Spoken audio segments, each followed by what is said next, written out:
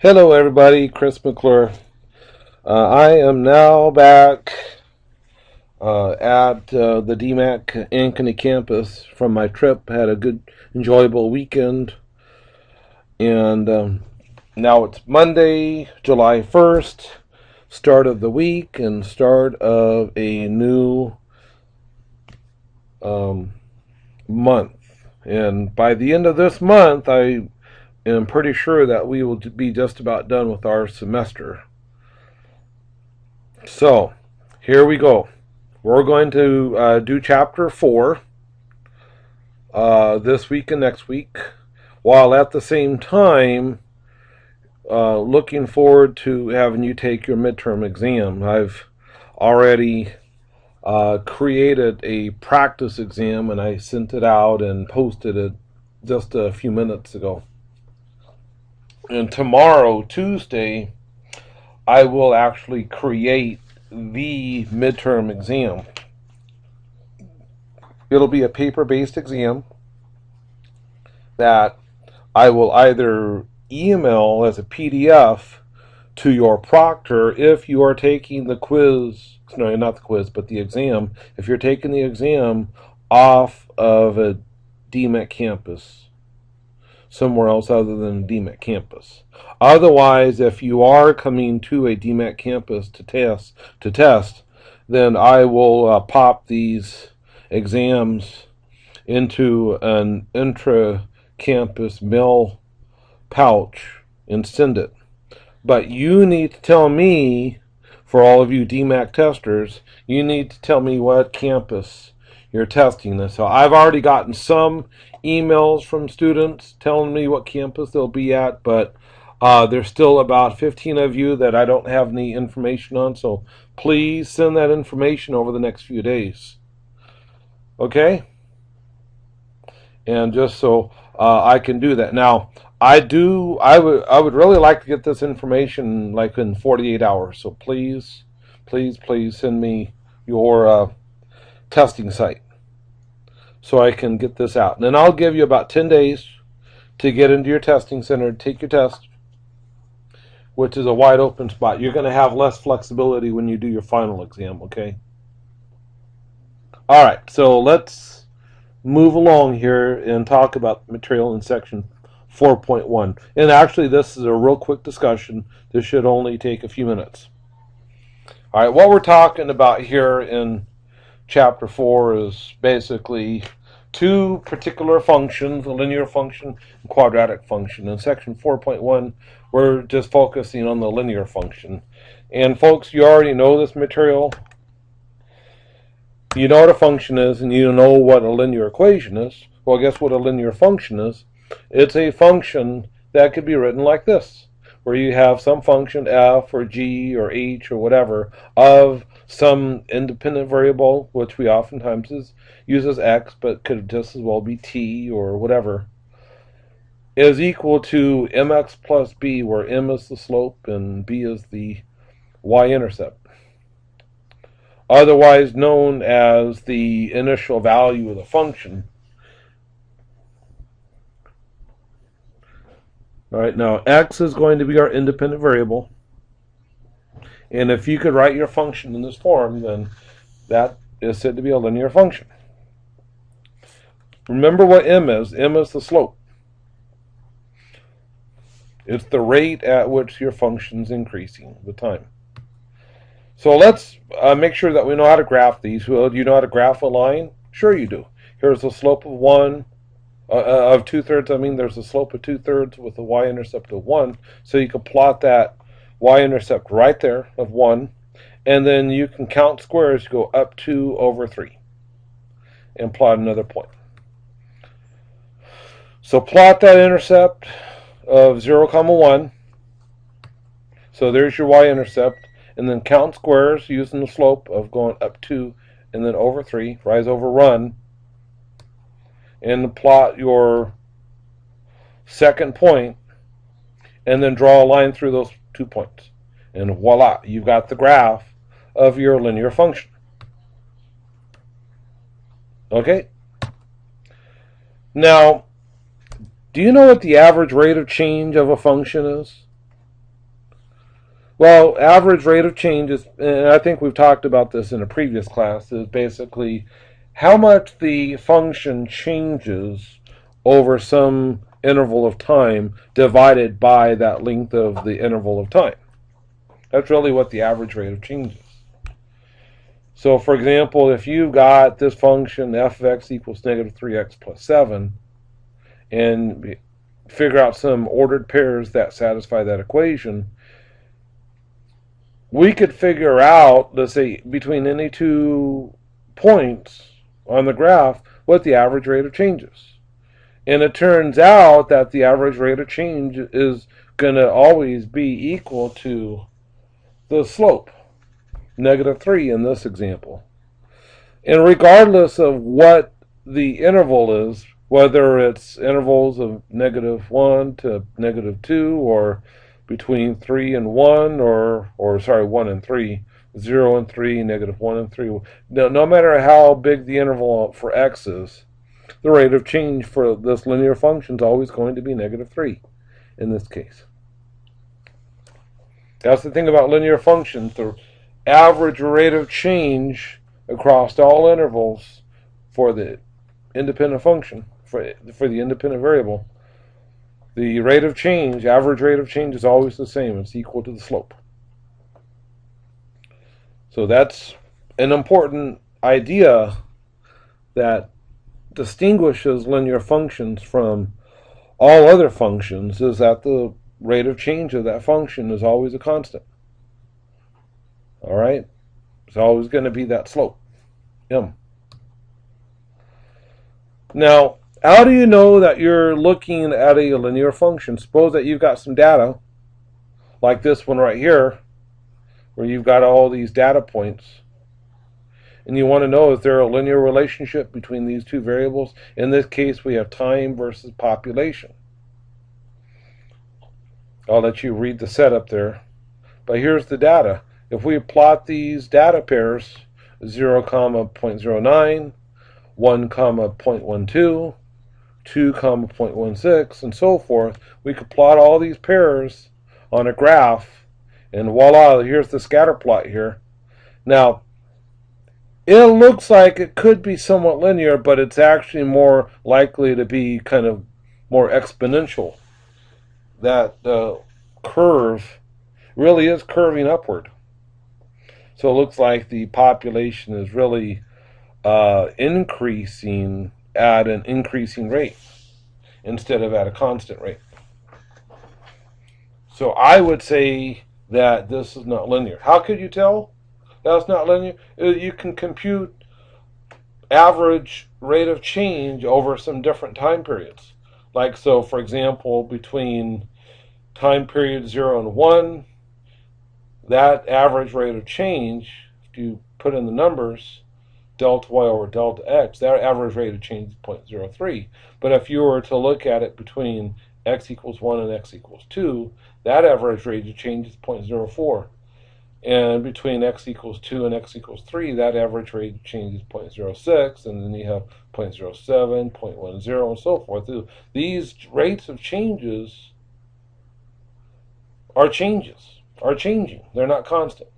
So because of the fact that you've got a variable rate of change, that means that this function is not a linear function. Okay? Function's not linear. Here's another example. Here we've got a new set of data. This has to do with the maximum number of heartbeats that a healthy individual should have during a 15-minute interval of time while exercising for different ages. Of course, it slows with age. So here we've got age versus maximum number of heartbeats. And here are the corresponding ordered pairs. We could plot those ordered pairs on a graph like you see here. And you could actually draw a nice linear sort of curve through it, a nice line segment going through those points. And we would be tempted to conclude that there is a linear relationship between age and heartbeats, as in maximum number of heartbeats. We could check that linearity guess by looking at rate of change for these different time intervals, or age intervals in this case. And it turns out that that rate of change is the constant negative 0.25 number of heartbeats per year of age. Because of that constant rate of change, we can conclude that that function for this example is really a linear function.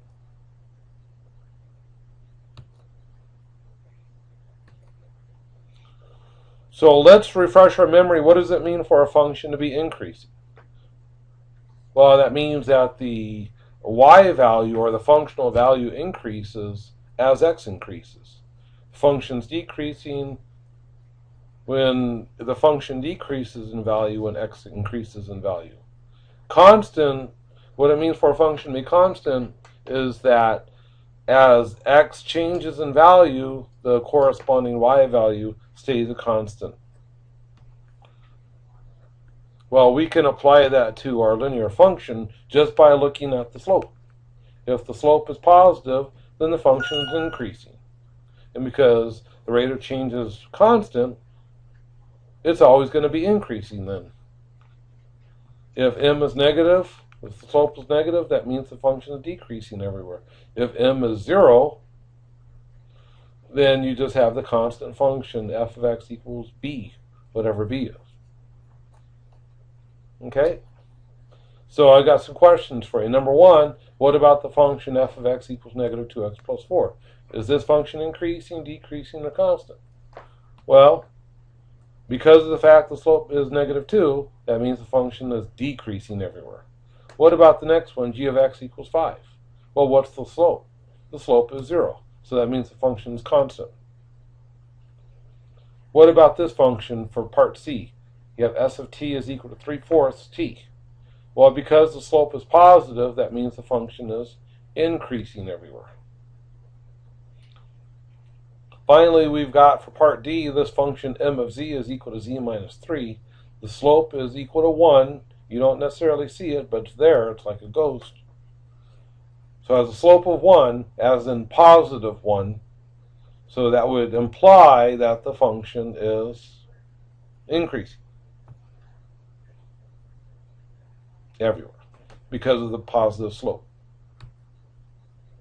Can we build mathematical models involving linear functions if you were told what a certain relationship is between two variables that fits the description? Well, let's talk about that. So we're going to build a function f of x equals mx plus b, and remember that the starting value of f is going to happen at b, as in when you set x equal to 0 in the functional description here, that if x is 0, then this part right here goes away. You just would have f of 0 is equal to b. So that's why b is the y-intercept. Let's take a look at this example here. You remember what depreciation is? Basically means that the value of something is decreasing with time. Now, there are some different flavors of depreciation, but the one that we're going to talk about here is the straight line depreciation. That basically says is that that item will decrease steadily over a fixed period of time. Like, for example, suppose that we've got a car that costs $28,000 and we expect to keep it for 7 years before we assume that loses all of its value. So if you take 28,000 divided by 7, that means that we are going to assume that that vehicle loses $4,000 in value per year. So if we were then to write a linear function describing the depreciation, we could see that 28,000 is the initial value, And because of the fact that the vehicle is losing $4,000 per time period, we have a slope of negative 4,000. And we could write the equation negative 4,000x plus 28,000 is equal to the value as a function of time, or of x, where x is the number of years. So the value of x is going to be $28,000 minus $4,000 per year times x years. Of course, it's going to stop depreciating at the end of the 7th year. Because at the end of the 7th year, the value is assumed to be 0, according to the model. If we were to graph this function, here it is. You go from up here where you have that initial value of 28,000. Remember, on the horizontal, we've got years. So at x equals 0, which is right here, we've got that value 28,000. And then the slope is going to be negative 4,000. So as x goes from 0 to 1, the value changes in the negative 4,000 direction and magnitude. So from here down to here, it drops by 4,000, right? And then going from year 1 to year 2, the value depreciates by another 4,000, and then another 4,000, and so forth, until you get out here between year 6 and year 7. That item's depreciated its last $4,000 of value. Okay. Excuse me, a little bit of a yawn here. I've had a kind of a busy afternoon and starting to relax. All right, so here we go. What is the book value of the car after 3 years? Well, you could just plug in 3 for x here in the function. V of 3 is how much? V of 3 is going to be negative 4,000 times 3, which is negative 12,000 plus 28,000. It's supposed to be 28,000. Hold on, let me fix that. Sorry about that. I didn't notice this earlier, but you know what? I can fix this. Well, not on this slide, but hey, it's 28,000. So negative 12,000 plus 28,000, that works out to be 16,000. Okay? So we graphed it, found the value after 3 years. Basically, take 28,000 minus 4,000 for each year. So 28 minus 12 is 16,000. That 16,000 is the value after 3 years. Interpret the slope. The slope basically is negative 4,000, as in the value of that vehicle drops $4,000 as each year passes.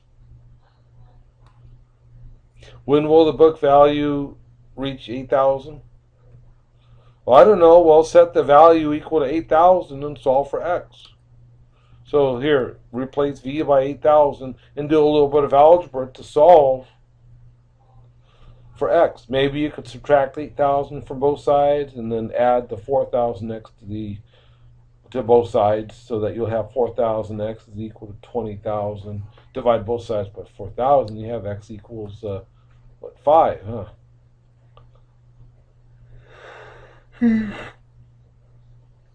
So the car will have a book value of $8,000 when it's 5 years old, and it should make sense anyway.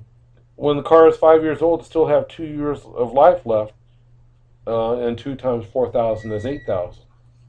So that answer should make sense. All right, let's do our last example here involving supply and demand. Supply and demand, as in for anything that could be bought and sold, and otherwise known as traded. We use S to give us our supply quantity as a function of price P. And for D, we have the demand quantity for some price given by this function here. And any of the either one of these two functions will give you the supply or demand quantity for some doodad. In this case, this is cell phones here. So it'll give you the quantity of cell phones, either supplied or demanded, if you know what the price is.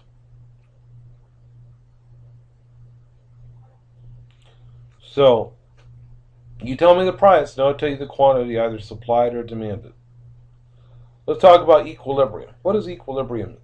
Basically means is that's where the supply and the demand meet, where the supply and demand quantities and prices meet. That's going to happen when the supply quantity is equal to the demand quantity. So to define that demand quantity and demand price, you just set the two functions equal to each other and solve for P. So set the two functions equal to each other, solve for P, and let's just kind of skip through it. You know how to do the algebra now. It works out that P is equal to 50.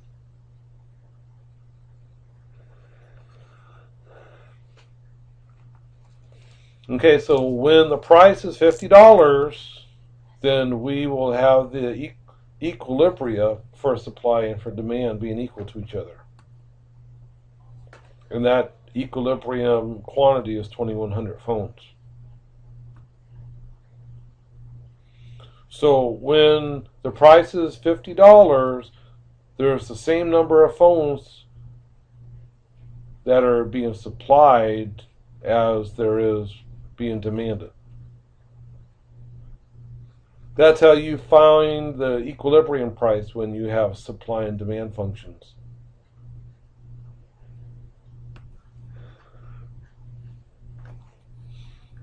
Now let's answer the question, determine the prices for which the quantity supplied is greater than the quantity demanded. Quantity supplied is greater than the quantity demanded. That means that S of P is greater than D of P. So set up this inequality here where we have supply quantity greater than the demand quantity. And then write the functions in there in place of S and D. So replacing the S by the 60p minus 900, and replacing the D, which is negative 15p plus 2850, and now we have this good old-fashioned inequality. Good thing is we've already covered the material, which allows us to solve this material, solve for P. So maybe you can add 15p to both sides, add 900 to both sides, so you now have this inequality here, divide both sides by 75, so you got P is greater than 50. So as in, once the price is higher than $50, then the number of cell phones supplied will be greater than the number of cell phones demanded. Okay?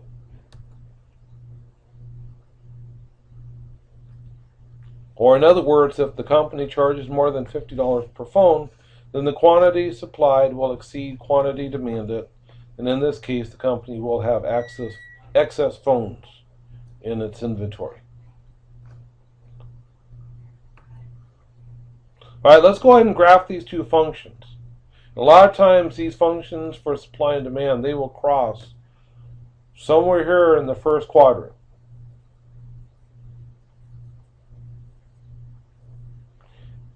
And there's your equilibrium point, where the supply and demand quantities and price meet each other.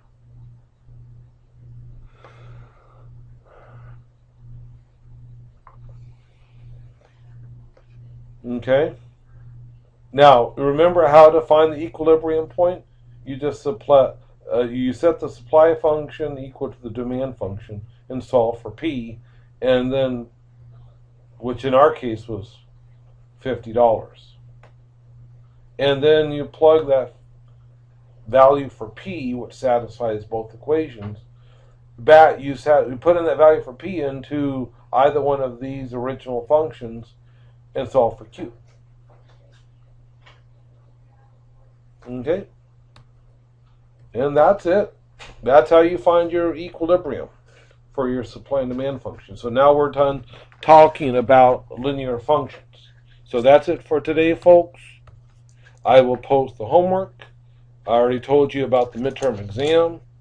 I'm sure there will be many more questions to come, and that's fine. Go ahead and send me your questions, and I'll try to answer them as best I can. All right, so take care, folks. We'll see you later. Stay cool. Drink lots of water.